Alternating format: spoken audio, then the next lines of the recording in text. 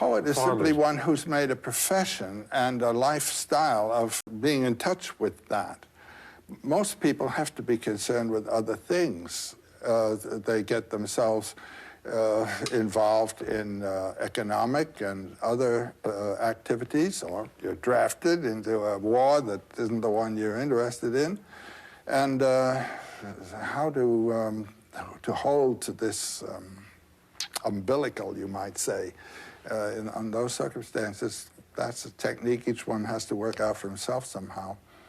But most people living in that realm of what might be called occasional concerns, they all have the capacity that's waiting to be awakened to move to this other place. I know it. I've seen it happen in students.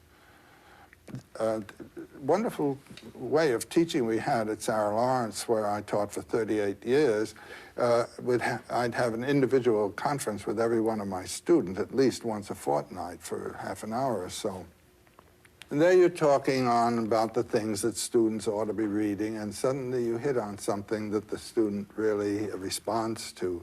You can see the eyes open, the complexion changes, life possibility has opened there. All you can say to yourself is, I hope this child hangs on to that, you know. They may or may not, but when they do, they've found a life right there in the room with you.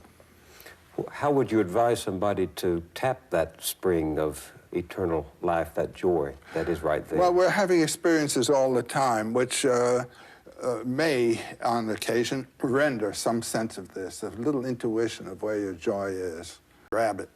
No one can tell you what it's going to be. I mean, you've got to learn to recognize your own depths.